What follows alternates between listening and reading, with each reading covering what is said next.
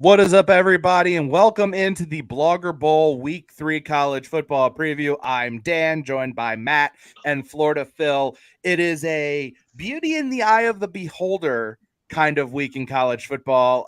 There's not a lot to love on the surface. You really have to dig deep and find it, but we will find it nonetheless. Guys, how are we doing today? I'm good. I'm going to watch all these games. I'm not really going to love it. Well, no, I am going to love it, but they're going to be bad. You're going to love it. They're going to be bad. Don't even pretend. Yeah, you know what I mean. They're going to be bad. It's bad games, but I love bad games. I love bad football. It's usually a coin flip on these weekends where it's either like the games are who we thought they were and are just a terrible slate of games, or sometimes you get huge upsets and wildness. And I got to say, this weekend I'm leaning towards just it is what it is. Just give me like one or two teams that are like kind of somewhat struggling going into the fourth quarter. I don't expect like any of the big dogs to lose, but like give me something. Give me a little bit of fourth quarter drama. Make Mississippi State LSU interesting, right? I actually think that one will be interesting. Well, so the premise of what we're going to do today, since there's not really a great game, the only game that I think has universal appeal is the Tennessee-Florida game. We'll talk about that one. Then each of us has picked one game this week we're really interested in. We used to do that last year where we'd pick kind of an under the radar, not necessarily an under the radar thing this week, but we will just kind of kick it around a little bit. But before we do, guys, I want to bring up something. The biggest controversy in college football right now that we need to address on the show. And I just have 4 words. Sam Hartman's too handsome. No, we did that the other day, and we'll do a lot of Still that. The biggest controversy. We'll do that next week, I'm sure. No, the biggest controversy in college football right now, guys, is cheating ass Boston College. During the week 1 game against Northern Illinois, NIU head coach Thomas Hammock remarked to a sideline reporter that he was forced to burn a first half timeout due to a malfunctioning headset. Last week against Holy Cross, Bob Chesney, the coach at Holy Cross, said after the game that his team was without functioning headsets for a quarter and a half because the power went out in just this one box. Nothing went out in the BC box. Everything was working fine. Holy Cross was forced to have their coordinators operate from the sideline during the first half, leaving them without an eye in the sky. Meanwhile, because it's not a conference game, Boston College did not have to go headsetless. If this happens against Florida State this weekend, Boston College also would have to not use headsets. But because it wasn't a conference game, BC did not opt to play fair and not use headsets. So Boston College is cheating. And I think on behalf of all 3 of us, I think we can safely say on behalf of the honorable and noble Holy Cross Crusaders that last week's result, big win for Holy Cross. And the Holy Cross Crusaders are 2-0. 2-0. Yeah. And I will say this. At the very least, 1-0, that game is void. At the very least. I'm still thinking it's 2-0. It's beyond the asterisk game. And so we're undefeated. What we got to do this week is I am going to hammer Florida State because it's Florida Phil plus revenge game for Holy Cross. Hammering. Oh, I have a small card, but I'm hammering that one. I think they're going to win by 75 points. Johnny Wilson's going to blow a kiss to me specifically after he catches a touchdown. Maybe he throws one back to Jordan Travis. I have the most galaxy-brained bet idea for that game that I'm not going to end up betting, but I also do have that game on my card. So we will talk about that. Apparently, we are all super interested in that game, cheating ass Boston College. So interested, no, but love to bet it, yes. What is your game this week that you're kind of eyeing as one that you find interesting? So I'm going Western Kentucky versus Ohio State. And I've done a couple galaxy brain laps in my head. And so the biggest reason that I'm interested in this is that Ryan Day officially named Kyle McCord as a starter. And so we've seen their offense, seen their operation look pretty pedestrian. And as the game to Notre Dame gets closer, I think that was becoming a concern across the fan base. Also, the other quarterback, Brown, wearing number 33. As I was watching games this week, I didn't even realize that. That's kind of awesome, first and foremost. But the reason I'm interested in this game is that I'm very curious to see how this offense operates coming out in a week against a not very good defense. I watched the condensed game for South Florida versus Western Kentucky, and the score was definitely not indicative of actually what happened in that game. So I thought it was a bit of a blowout, not at all. Western Kentucky's defense is not very good. Their offense isn't as explosive as I thought at all. So again, box scores can be incredibly deceiving there. So I was going into the game with the mentality of this is going to be a pretty good Western Kentucky offense, but this is not the Western Kentucky Bailey Zappi offense by any stretch of the matter. They do have some big playmakers on the outside, some long, tall receivers who will make some plays. So the two things that I'm really focusing on this game are, first, do those wide receivers make some plays against the Ohio State secondary, which is personally sort of average at best. Corners, not safeties. And then looking at the offense, how does this operation look with Kyle McCord being the full-time starter with the entire week, Marvin Harrison Jr. clicking a little bit last week, Buka clicking a little bit last week, knowing Notre Dame is coming up. So initially I was thinking this could be a little bit of a look pass game, but personally I think this is going to be a get right game for I almost said Holy Cross, for Ohio State.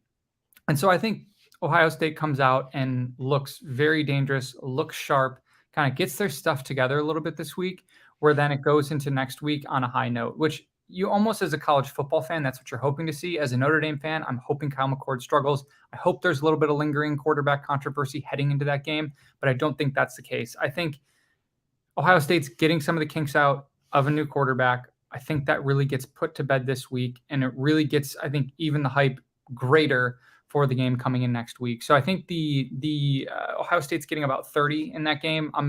I love the plus, I think it's plus 29 or minus 29.5. I love that pick right now because I think Ohio State will go in there and absolutely take care of business, knowing that they need to kind of show up a little bit more than they've showed up so far. So I think Ryan Day gets the crew right. I think I disagree with that assessment just a little bit. I'll come back to it because I think there's a bettable angle in this game. Matt, do you have any thoughts on this one? Western Kentucky, to me, I don't know why I just thought of this, but when you mentioned Bailey Zappi, like when I'm betting football games, that team is just always now in my brain. Like even 30 years from now, they could be running a triple option offense in my brain. Like, oh, Western Kentucky, they put up like 40 points a game. That's going to be a big time over. Why is that over only 50 points? But no, I want to see more out of Kyle McCord. I'm intrigued by it because it's another layup opponent that Ohio State should, in theory, roll. But they beat the Youngstown State 35-7, but kind of played with their food a little bit in that one. They were terrible against Indiana. So I'm still kind of waiting to see that offense take form before they, get into Notre Dame, because this is really their last dress rehearsal for it. So I'll be keeping an eye on it because that quarterback situation still is very, very suspect for me and for everybody, not just for me. So I get where you're coming from, where, okay, here's what we want to see from Ohio State in this game, but they also have absolutely no impetus to show anything in this game. Like Kyle McCord has not looked good. It is concerning. There's no doubt about that. But there is no reason for them to put anything on film for Notre Dame that Notre Dame might legitimately need to prepare for. I think you're going to see a lot of base stuff from Ohio State in this game. More importantly, I think Ohio State's just going to run the damn ball in this game. So far, Western Kentucky, they're allowing a 57.1% success rate on the ground, a 9.5% explosive play rate, 7.1 yards per play, and an EPA per rush play of almost half a point. So they cannot stop the run at all. This is just kind of feels like a game where Ohio State's going to let Mayan Williams and Travion Henderson cook. If they post rushing props for either one of those guys, I haven't seen anything yet. I think those are both going to be worth a look. One thing I'm kicking around in my brain is at least one rushing touchdown in each quarter of this game at plus 600 on FanDuel, because I think, again, Ohio State, this is just get out healthy. Let's get some work in. Let's get out healthy. Their defense has been very good. I know Indiana's they haven't played an offense yet. And that's kind of one of the things. I think maybe that's kind of the thing is Western Kentucky, I like Austin Reed. I like the gunslinger nature with which he plays the game, but they're not going to have the athletes to be able to probably challenge Ohio State's defense for 4 quarters. But I would like to kind of see what Ohio State to be pushed a little bit. This will be probably the most competent offense they've faced so far before next week's big showdown. But I would just expect Ohio State to run the ball, to just try to get Kyle McCord some easy throws off of play action and just kind of handle their business. And again, not put too much on film for Notre Dame next week, because that game is going to be a massive, massive game. Also, I'm going to just put it out there now. This is a teaser for next week, because there are some look-ahead lines, and Notre Dame money line is screaming to me. I know, what are the odds? What's that at? I don't know. I think they were 2.5. Oh, okay. I think they were 2.5 point dog, which just means I'm going to get a plus money Notre Dame price at home. Hell yeah. Quarterback situation, playing at home, ugh. I don't know. Will you be there, Phil?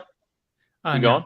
No, I am. No, I'm Saturday. I won't. I'm packing up to do my move next weekend. So I will say that's either going to be the treat or the turd in the punch bowl to end my big day of packing. Really doubling down. I love it. Matt, you wanted to talk about a really stinky Big Ten game, which I appreciate. All these games stink. Stop saying just my game stinks. Your Every game game we're going to talk about absolutely stinks. False. My game is awesome. It's going to be terrible. Phil just talked about a quarterback who stinks in Western Kentucky at home. How does that game not stink worse than mine?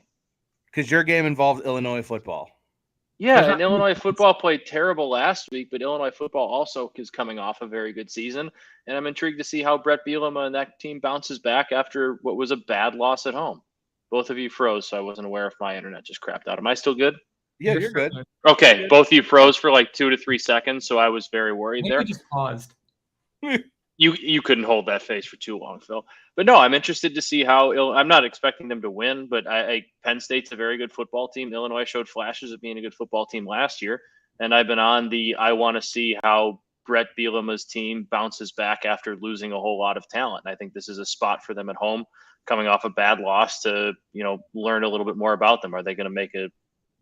Phil's frozen again. You guys keep freezing on me. No, but that one you were frozen again. It's just scaring me, Dan. But no, I'm intrigued to see how that group. Well, I'm on wired internet right now. I'm not going to freeze. I'm more worried about my internet because my internet sometimes stinks. And if both of you are freezing, then it's a me issue. But no, I'm intrigued to see how Illinois bounces back against what I think is a very good Penn State team that looks, at least through 2 weeks, like one that can win the Big Ten East. And if they win the Big Ten East, obviously be favored to win the Big Ten. I know it's big noon kickoff, so that might be, I don't know, it's not necessarily an under the radar type game, but all of these games are kind of under the radar. I want to see how Illinois bounces back after that loss. I don't like to speak in absolutes, and I know you don't want to overreact to things that happen in the first couple of weeks of the season. I think what we've seen from Illinois is a little bit more sticky than what we've seen from other teams because they've played actual football teams the first 2 weeks of the season. Like they actually played a really tough non-conference schedule so far. They've allowed a 50% success rate, 14.9% explosive play rate. They're giving up big plays. They aren't stopping anything. And then the main difference, obviously, between what Illinois, Michigan, Ohio State, and Penn State are able to do, they lost a ton of guys to the NFL, and they're just not going to be. They're not going to have at least the talent, that 5-star. Yeah, that's what I've been. That's kind of what I've been saying since we talked about. Sledding for them. They lost a bunch of guys. Also, Ryan Walters might end up being a bigger loss than we really imagined. The defensive, defense has been. I know Kansas has a very good quarterback, but that defense has looked like they've been. Now they did lose Ryan Walters, but like we said, they lost. First round corner, their other corner got drafted. They lost him, so like it's a combination of both. Chase Brown too. About my boy. Yeah, your favorite football player in the history of football. You lose Witherspoon, you lost Sidney Brown. Like you lost a ton of players on defense, NFL guys. You lost a really good defensive coordinator, and they've played really poorly on defense. Illinois' offense has been decently efficient so far, but they don't generate big plays. Penn State's defense has been very good. They've played one real team and one fake team so far. So Dan, what's that line? I can't see it because I'm in Illinois, and they make dumb rules. Give me a second. So one thing while I'm vamping to try to find this, guys, one thing I've kind of been thinking, and this is maybe a weird thing. I don't really want to talk about the Heisman Trophy a ton yet, but like right now, as we sit here today, Sam Hartman already won it. So it feels like the legitimate candidates today are Caleb, Quinn Ewers, Jordan Travis, JJ McCarthy, and then obviously Hartman can get in it next week. If Ohio State wins that game, or let me back up for a second. If Ohio State doesn't look good in that game, if Kyle McCord is shaky, does that actually in a weird way make it kind of seem like Drew Allar might be a Heisman guy that you want to get in on a long shot for? Because my theory being if Ohio State plays poorly against Notre Dame, it increases the likelihood that Penn State can beat them. And then suddenly Penn State is very live to win that division, make the playoff, and then Allar would then be a Heisman candidate. I mean, if they go undefeated and Allar beats Ohio State and then beats JJ McCarthy at home, which is, if that happens, they'll be a Heisman candidate. My point is just like now, the last odds I saw were like. Dan, that's a good point. That's some good value right there. I like that. My initial thought when you first said that was, is Nicholas Singleton kind of the true star there, and would there be a spot for him actually? But actually no, because that backfield is so split down the middle, and Katron Allen's really good too. So kind of it's like Donovan Edwards and Blake Corum kind of, not splitting the carries, whatever. I can't think of the term I was looking for. So yeah, I think Allar's running back by committee. That's a good idea. Yeah, especially with I like it, Dan. especially the way that the schedule's going, right? It lines up nicely, and it's that for me. That's always the most interesting part about the Heisman Trophy is like how their schedule lines up in like primetime games, when the big games are, when their big moments are, and things like that. So it's definitely having it's spread out nicely with Iowa, a couple clunkers, Ohio State, a couple clunkers, Michigan. So it's kind of that Yeah, constant. not all clumped together. Yeah, it's that every third week he has the opportunity to put up a primetime game and pad the numbers in between those. And so people look at the stats first off, but then see those primetime performances, and they'll have the stats to back it up. But then those big like Heisman moment type things will be there for him to take. Can I just say this again now, thinking about that Ohio State Michigan game, or no, not the Penn State Michigan game? I just hate that Fox's big game of the week is at noon. I get it, like they want to capitalize on that time slot, but then like Penn State Michigan needs to be under the lights at Happy Valley in a whiteout. A whiteout does nothing if it's at noon. I'm sorry, it doesn't look nearly as cool when it's not dark outside. The big game on Fox also needs to be at night. I'm sorry, but also let me watch football at 11, soon to be 12. We can still watch football at 11, 12. I just don't need my game of the week at 11. I don't want it over. I want to be able to sit and kind of get appetizers and lead up to that. Main event. We need breakfast appetizers. I don't like taking teams playing their first real road test, but Penn State's minus 14.5 against Illinois. Okay. Oh, what? That probably should be a bet. Anyway, Dan, I might have to Venmo you. Venmo you to put a bet down for me. My interesting game of the week also at noon, LSU at Mississippi State, guys. It's kind of funny. The discourse around Brian Kelly was so understandably negative after the FSU game that we kind of ignored one central point. While the big goal of making the playoff is on life support, winning the SEC is really the central goal for any SEC team, and everything they want to achieve in that regard is still right in front of them. Do I trust them? Absolutely not. But Alabama's defense is gettable, and I like LSU's quarterback a lot better than I like Alabama's quarterback. So finding themselves back in Atlanta against a Georgia team that right now is a bit of an unknown is still within the range of outcomes. So that's part of what makes this game fascinating. They're going on the road, and this is a team they should beat. Against Arizona, Mississippi State's defense allowed a 50% success rate, 7.11 yards per dropback, and a 15% explosive play rate in the passing game. They won because Jaden Delora turned the ball over 5 times. He's a gunslinger, and Jaden Daniels is not. So that Mississippi State defense is really sketchy, and I would think that you'll see Jaden Daniels take a lot less dumb risks than you'd see Jaden Delora just do, because Jaden Delora is the ultimate YOLO quarterback. On the other side of the ball, and this is another thing that's kind of, I talked about this a little bit in the preseason that I'm kind of continuously interested in. Will Rogers has thrown the ball 46 times through 2 total games. He averaged 36 attempts per game in the Leach era, so he's throwing the ball a lot less. They're trying to run the ball more. I talked about the shift in offensive philosophy under the new staff. They're also playing slower on offense this year than they did under Leach. The Leach teams were not as fast tempo as you might think, but they did play reasonably quick. They are one of the slowest teams in terms of plays per second in college football. Nevertheless, because Mississippi State's defense is so questionable, and because LSU, their secondary can be got if Mississippi State's willing to take the chances, I like the over 54.5. That is on my card this week, so I'm going to go over there in Stark Vegas this weekend. Phil, you go first. I'm looking something up. Does anyone else find themselves having to watch games in Starkville on mute? Because that's cowbells. You're not a cowbell. You don't have the prescription for you is not more cowbell. No, it's not, and it's like one of the stadiums, and it's like one of the few stadiums in the SEC that I have no desire to watch or go to. I think this one will be a lot of points. I think LSU rolls in this one. I'm not buying Mississippi State. I haven't not put any stock in Mississippi State the last few years, especially with the slowdown offense. So I'm going to take LSU, whatever the points are. I plan to take them just because I just don't believe in Mississippi State, don't believe in the stadium. And that's really all I have to say about that. I just kind of don't believe in LSU either. And I don't really believe in, I think this team, I was trying to look up to see if there's somewhat of a trend in LSU and these 11 a.m. or I guess noon Eastern conference games. They weren't all that great in them last year. They got smoked by Tennessee, obviously at home. And then they played at Arkansas really close. They won 13-10 at Arkansas. And I think it was their touchdown was a Harold Perkins scoop and score. I don't know. Just Brian Kelly's team going into a sleepy road conference environment. I've just seen this movie a lot of times before. And usually they start out slow. And I think 9.5 points is a lot. I'm not going to bet it. I'm going to happily watch it though. And I think this could be one of those games that I was talking about earlier where LSU might be in question going into the fourth quarter, and then they pull it out because Jaden Daniels is probably just going to end up doing some cool stuff. But I think this one has potential to be sneaky, like close for 3 quarters. See, I think this is Brian Kelly has a unique, I'd say, perspective on some of these games where if it is a truly like a sleepy game, or if this was a even lower tier SEC or non-Power 5 team, I think they sleepwalk through it. If this was a huge, big night game, I think it's super close. I think they lose. But in sort of these like middle tier roads, I'm thinking like Notre Dame when they'd go at 11 a.m. and play North Carolina, or they play one of those like Virginia Tech, generally one of those like pretty average to solid teams.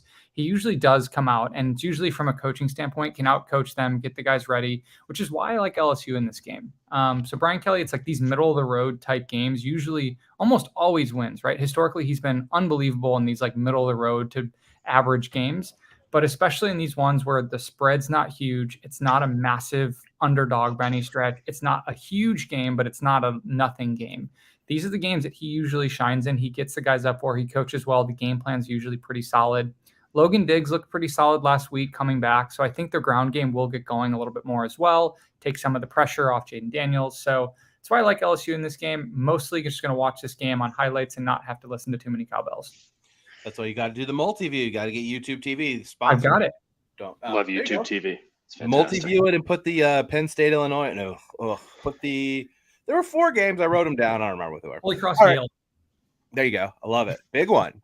Big supremacy. This is I'm in an anti-Yale household. Yale is right down the street from the defending national champion Quinnipiac Bobcats in the sport of ice hockey.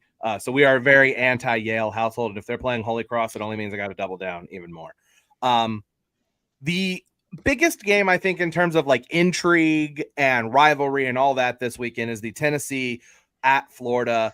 Mentioned it before. Tennessee is just 2-14 in the divisional era at the Swamp. A lot of those games were against Spurrier and Meyer, but some of those losses were against Muschamp, McElwain, and Mullen, the 3 M's. I never really put that together before. I think you have to assess this from both sides. You ever like watched a guy play college football and you've been like, man, that guy's really good. And then you see a statistic that blows your mind and just confirms how good that guy was. Hendon Hooker last year, guys, he attempted 394 passes down the field, 20 plus yards or more. He did not have one turnover worthy play on a throw 20 yards down the field, according to Pro Football Focus, which is insane. He had 3 drops on those 394 attempts. So far this year, Joe Milton, 9 of his 67 pass attempts, 20 yards down the field, and they already have 2 drops. Tennessee has just 4 explosive plays this season, 2 in the passing game. Florida has allowed a 1.1% explosive play rate in the passing game, though as we've seen, Utah's quarterback situation isn't great, and they played McNeese last week.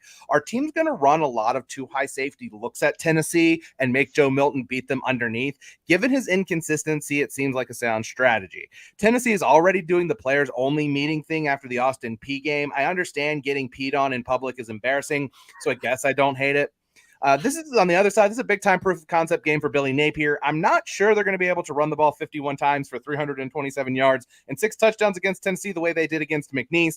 Look, they went all in on Graham Mertz as their portal quarterback. The potential has always been tantalizing with him, but has always been overshadowed by the head-scratching plays he makes. The Utah game was, in the parlance of the deep dive, a total shower fart performance from Florida. This is the biggest game of the Napier era, and if he's got anything, they've got to show it at home in this game, right? Yeah. And as a big bodily fluid talk from you, Dan. I think I heard you just off the cuff shower fart. Yeah, and pee. Yeah, Peanut was elite. What's interesting here is if you almost think Tennessee coming into the season, you're like, okay, the defense will probably be relatively similar to what they were last year, and the offense should obviously have a little bit of a drop off, but nothing crazy with Milton. Like we've seen the upside, we've seen the athleticism, and it's kind of flip flopped where the offense has been good, not great, and the defense has improved dramatically. And so I think with the improved defense and with not trusting Graham Mertz, the number that I'm looking at is, I think that the point total for Florida was at 25.5 last time I checked. And so I like them to go under that. I don't see Florida moving the ball consistently. I don't trust Tennessee's offense, so I'm staying away from like overall spreads in this game because I just don't know what Tennessee's offense is going to look like.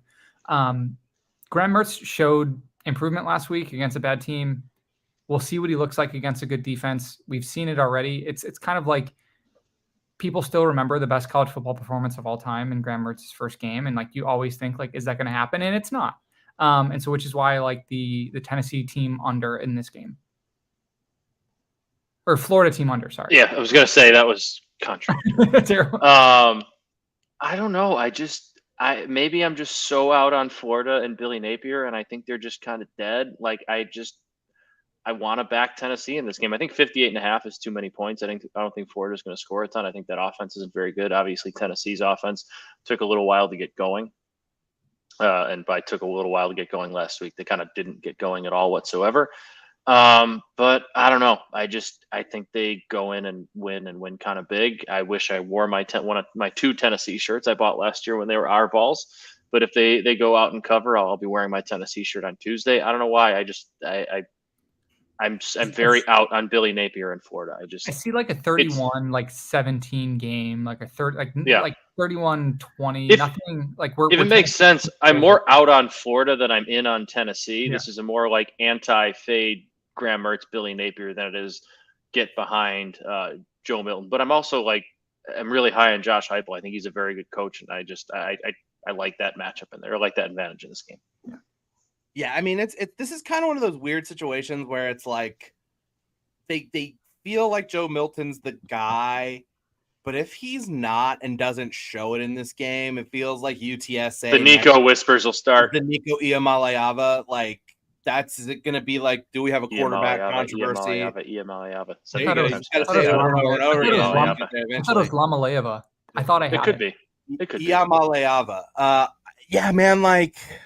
We've just been waiting for so long. Like ESPN did a whole feature on like the legend of Joe Milton's arm, and we know how well he can throw the football. Just throw it, but like hasn't been his. And like I said, it hasn't been his fault necessarily. Like the receivers are dropping balls, like they're missing Jalen Hyatt, Cedric Tillman. They do have guys who were good last year, brought in some portal additions at the receiver position, but those guys were very good, and they're just not clicking yet. Maybe they will. Maybe they'll get there. Maybe the players only meeting is what they needed to get right in that situation. But given how much the Swamp has just been a house of horrors for them over the past 20 plus years, you got to slay that demon at some point. This isn't Steve Spurrier. Absolutely. Like remember, Florida won Florida beat Kentucky like 50 years in a row, and now they can't beat Kentucky anymore. Like I understand. Yeah, maybe this is where the tide turns.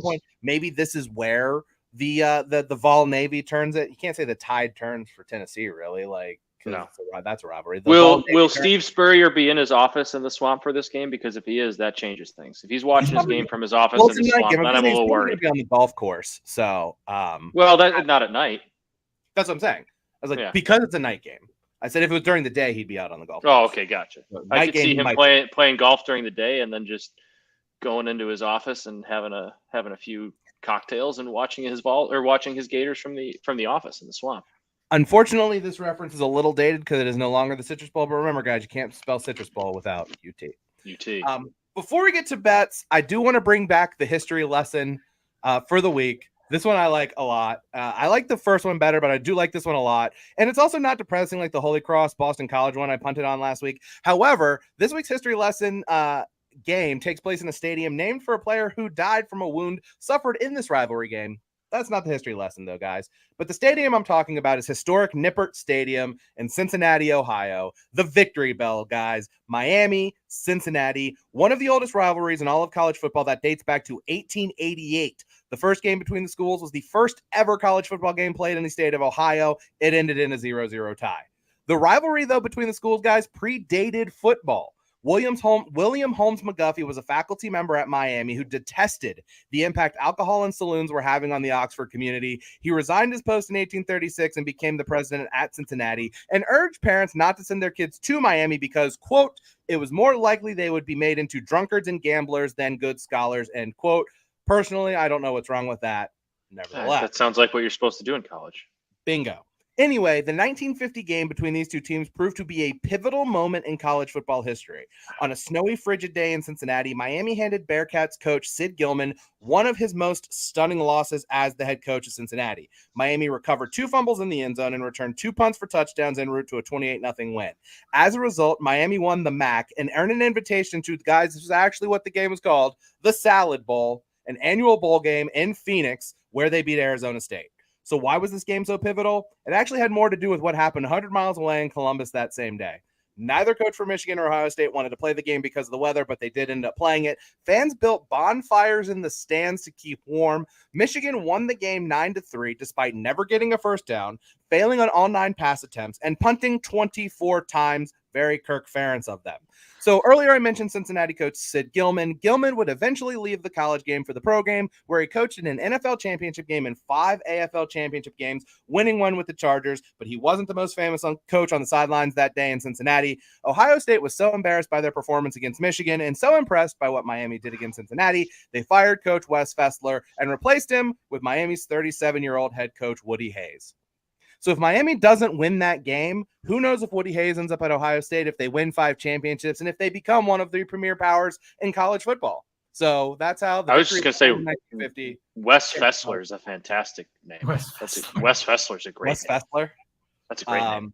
Yeah, I just like the building bonfires in the stands was in the idea of that. Like, imagine trying to do that today. What would happen? Depends on the stadium. They might let you do it. Fair. I mean, they'll burn stuff in like West Virginia. Anyway, yeah, all right. They wouldn't care. Time to get to our bets. I have 1, 2, 3, 4, 5 on my card, and I'm weighing the Penn State game on mine, but I don't have that one yet. Matt and Phil just gave me 4 fingers, so either he tells me it's the 4th quarter of the show or he's got 4.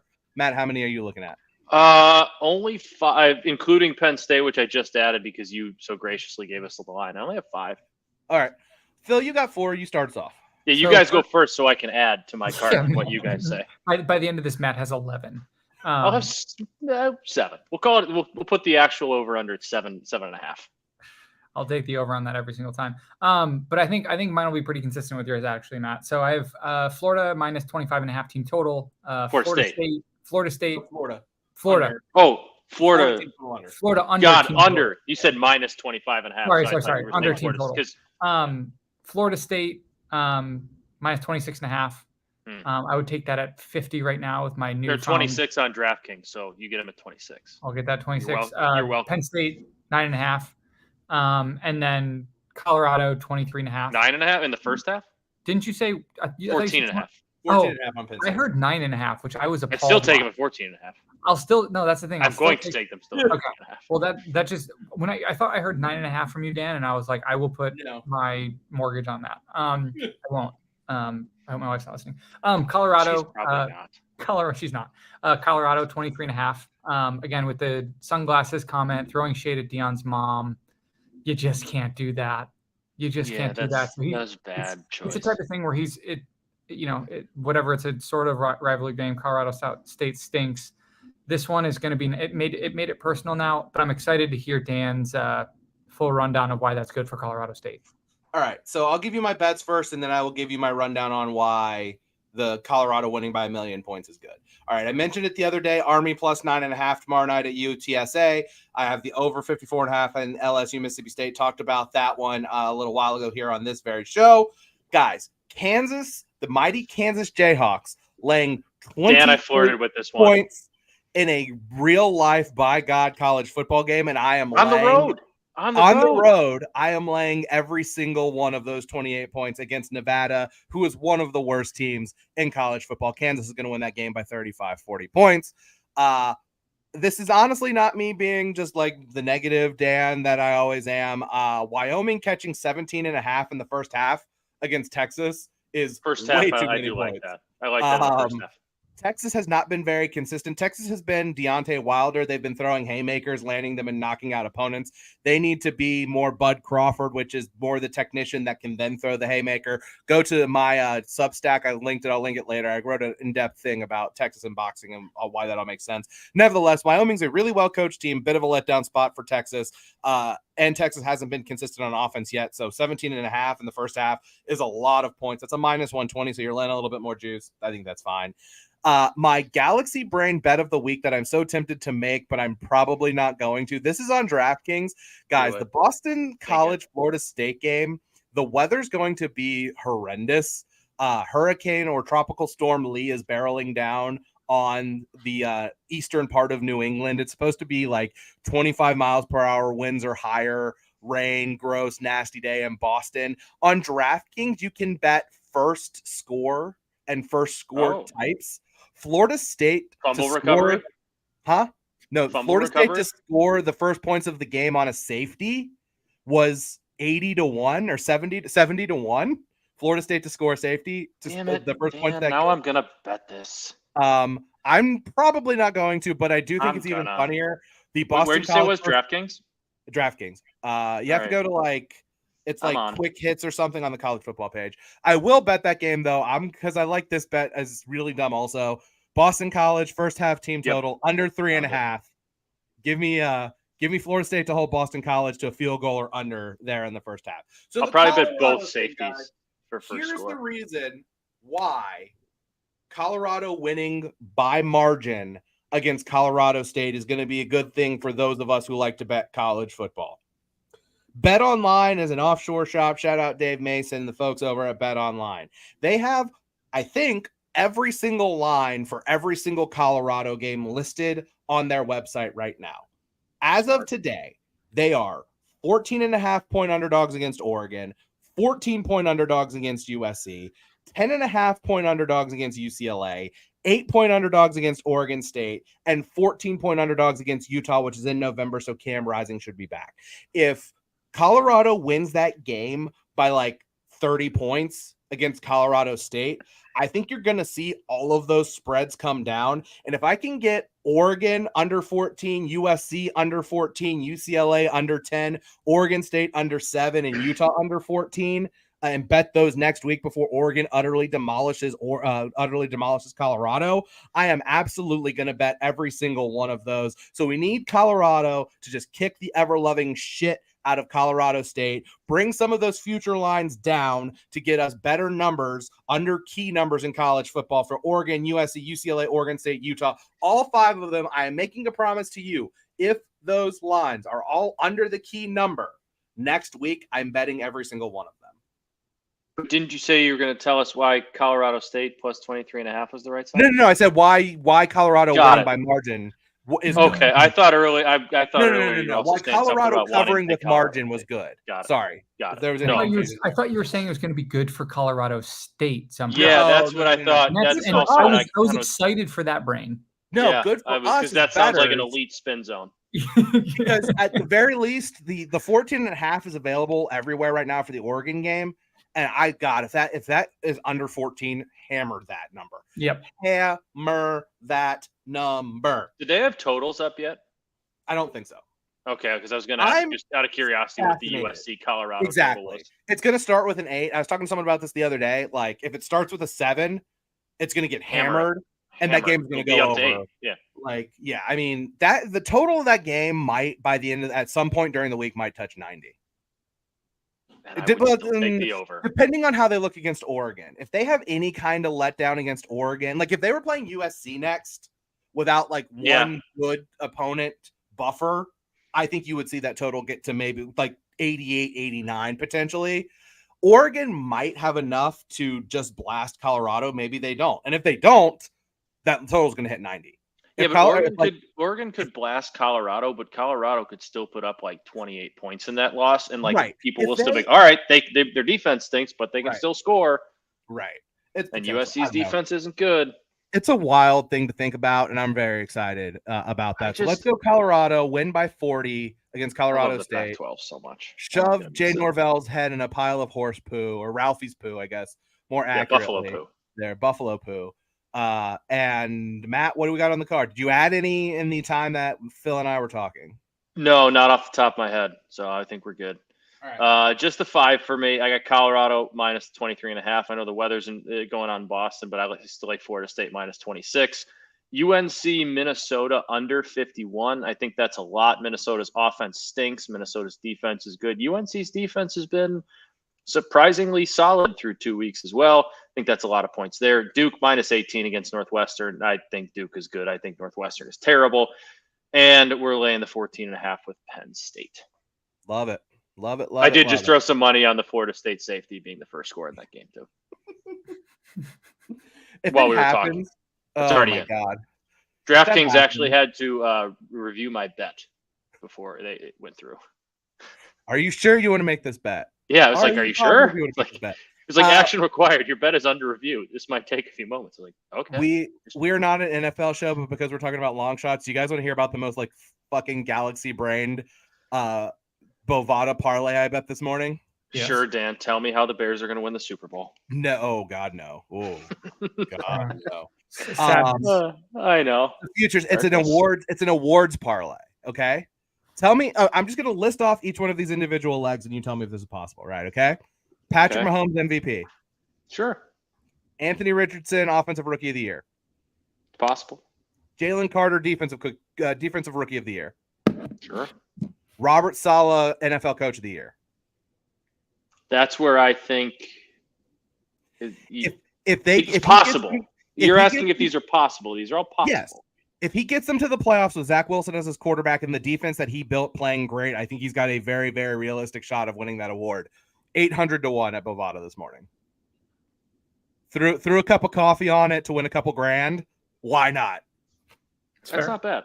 They had I'm big on Doug Peterson 20-1 to win Coach of the Year. So I'm not big on. I mean, I'm not because I think their expectation level is too high. They're supposed to win that division.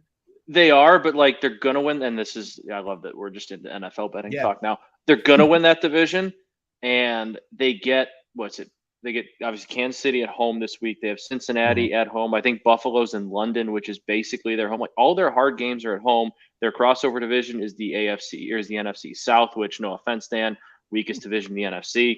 I think there's like one good team in it, which they do think is the Falcons. There's just the schedule sets up so nicely for them to get home field in the AFC, and if they do that, Doug Peterson's winning Coach of the Year. I don't necessarily know if I agree. I just don't know if that happens, sure. I think they're going to find other ways to do it, and the award that the award that they're going to end up getting if DeMar Hamlin doesn't play, I have convinced myself Calvin Ridley's going to win Comeback Player of the Year. Probably, but that there will be a contingent of writers that will be like, screw this guy, he was out for gambling, I'm not voting for him. I think once they do the sit down Tom Rinaldi tearjerker feature about his mental health problems that he was going through, that's a good counterpoint. When the Players Tribune article came out this spring about him, there were a lot of like bloggers and people who write about football who were like very supportive of it, and like. Yeah, I understand where you're coming from, but man, can you imagine like these old NFL writers being like, I'm not voting for that guy because of his mental health problems. Like, ooh, I don't know about that. Nevertheless, that's how shitty this week in college football is, that we were talking about NFL futures, but we talking about like betting. It's long fun. shot. We like betting. We like sports betting. Shout out to my Atlanta Braves for winning the NL East. Baseball isn't a real sport anyways. Nobody cares about it. Nobody does care about it. My hope every year is that the sport. Braves just keep me interested until football season starts, and then they've been like really good the last few years. So there's that. Shout out to them.